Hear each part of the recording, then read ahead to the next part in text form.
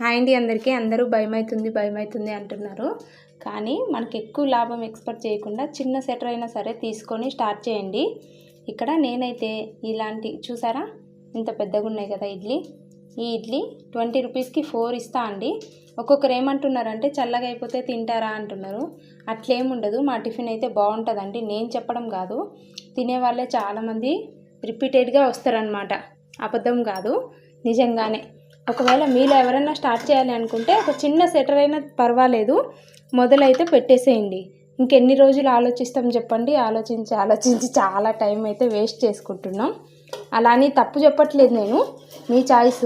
ఒకవేళ మీకు ఏ పని అయితే ఇంట్రెస్ట్ ఉందో ఆ పని అయినా సరే మన టైంని చూసుకొని మన వీలుని బట్టి, బలవంతమని కాదు, ఇంకా అట్లే ఉన్నాం అనుకో ఇంకెన్ని రోజులైనా అట్లే ఉంటామండి. నిజం చెప్తున్నా. ఏదో ఒకటి మొదలు పెట్టినాం అనుకో తక్కువ ఎక్కువ వచ్చిన కాడికి వస్తుంది.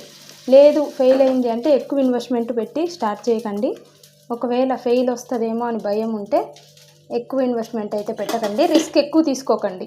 మనం సింగిల్గా ఆడవాళ్ళు చేసుకుంటున్నప్పుడు ఎక్కువ రిస్క్ పడకుండా స్టార్ట్ చేయండి. లేదా సపోర్ట్ ఉంటే ఎక్కువ ఇన్వెస్ట్మెంట్ పెట్టైనా చేయొచ్చు.